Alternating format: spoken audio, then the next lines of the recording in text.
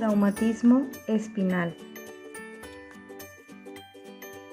Las fracturas de la columna vertebral en comparación con otras partes del esqueleto son menos frecuentes, pero cuando éstas se producen tienen una importancia especial porque puede existir una lesión medular.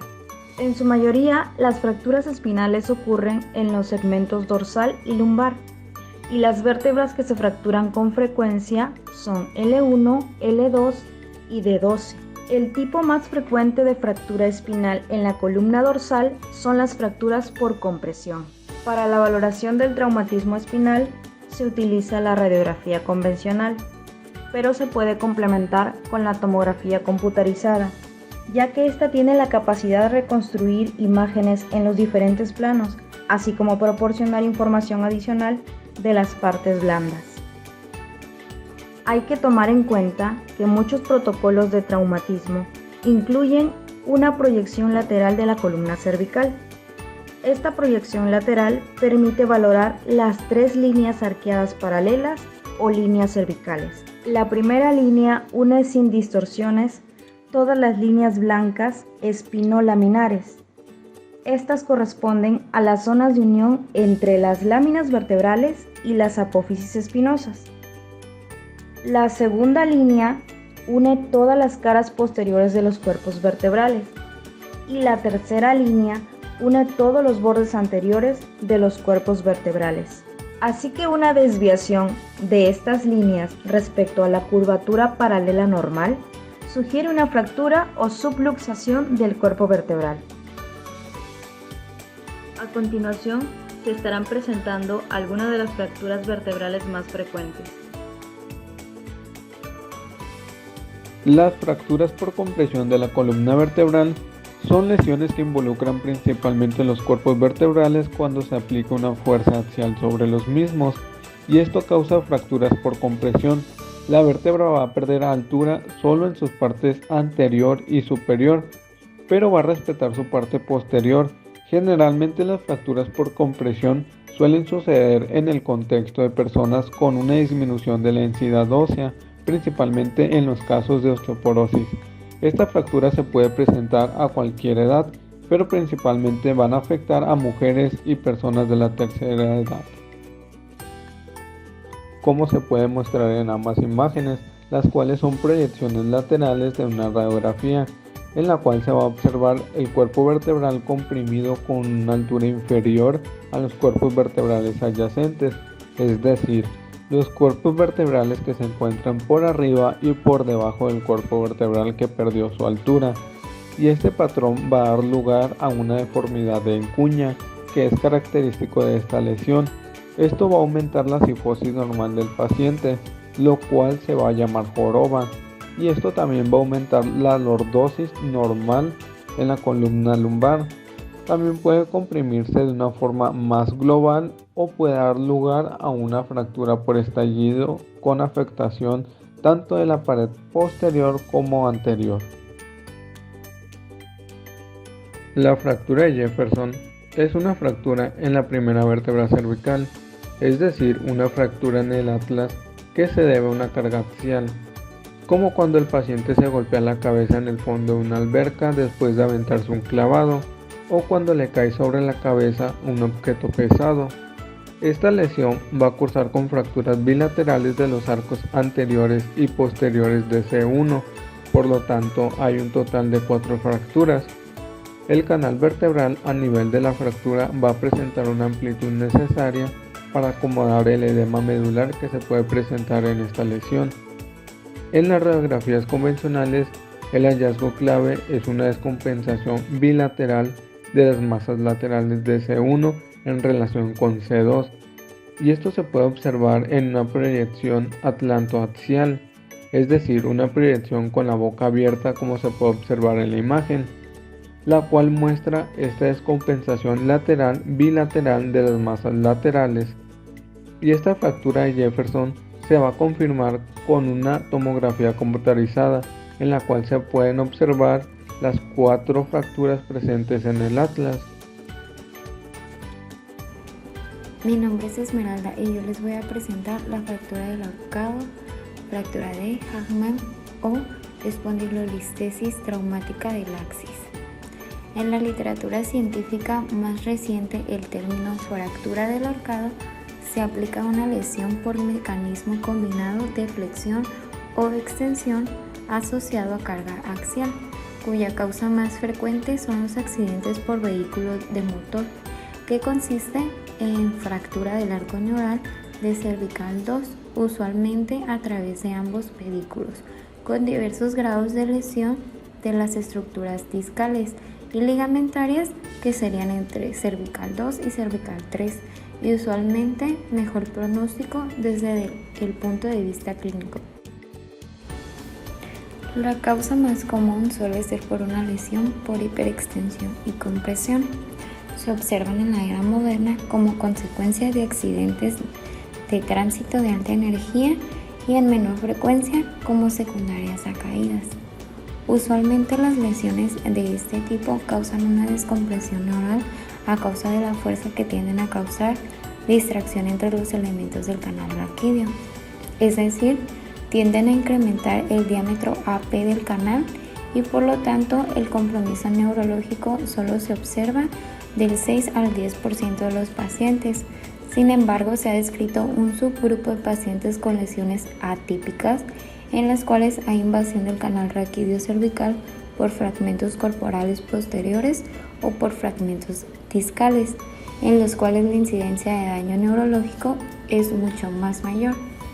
Se ha logrado demostrar una incidencia elevada de lesiones maxilofaciales asociadas a las fracturas de cervical 2, así como lesiones de la arteria vertebral y de pares craneales bajos. En relación con este tipo de fracturas, la literatura médica reporta una incidencia del 31% de lesiones de columna cervical asociadas.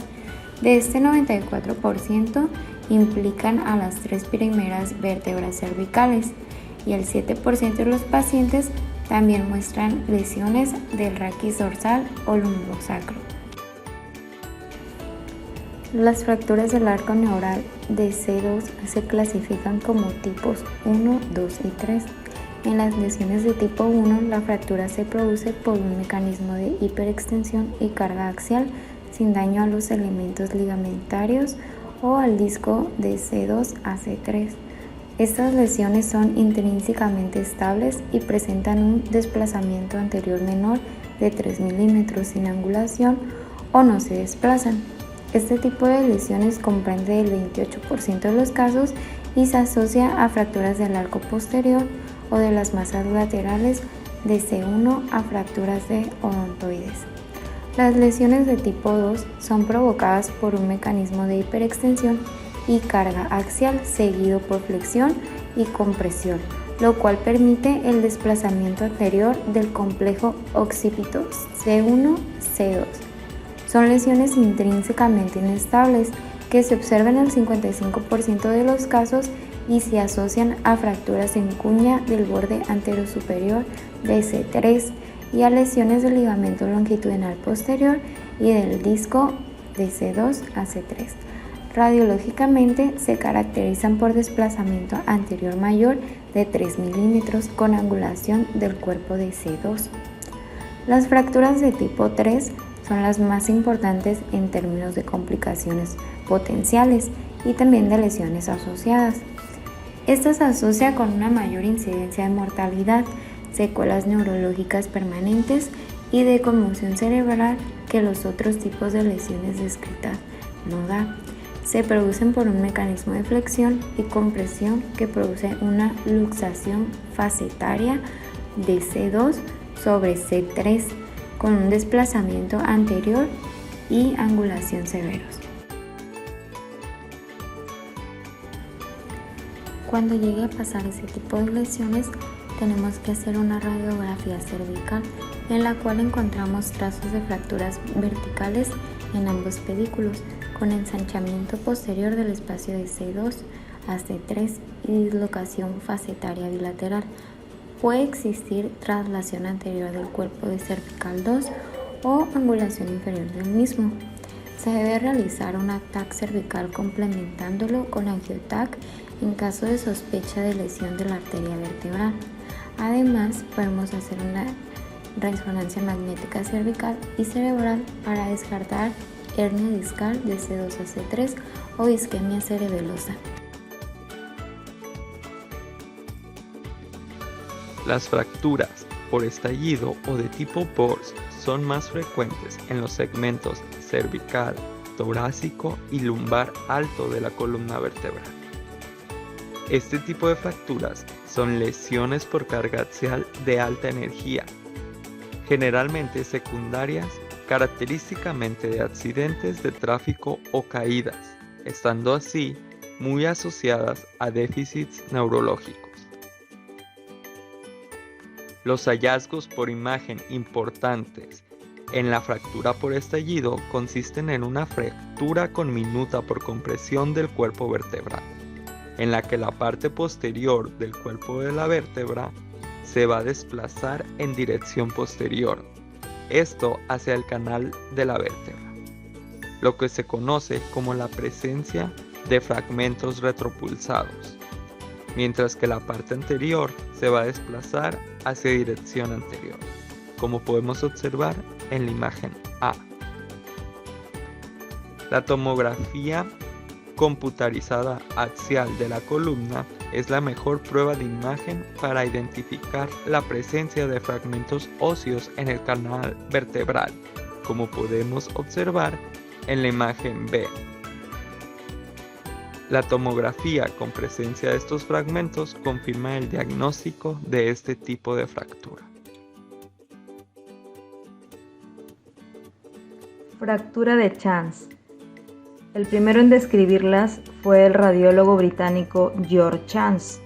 Son fracturas transversas a través de todo el cuerpo vertebral, los pedículos y apófisis espinosa. Estas se van a producir generalmente en la columna vertebral lumbar superior o dorsal inferior.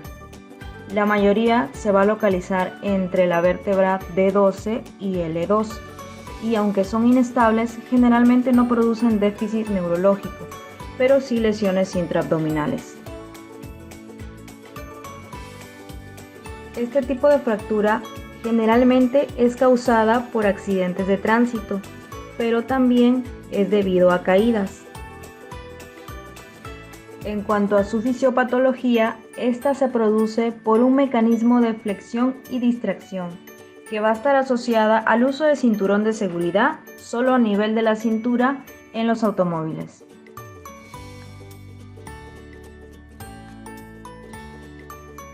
Los hallazgos radiológicos van a incluir una fractura horizontal que va a atravesar el cuerpo vertebral, los pedículos y la apófisis espinosa.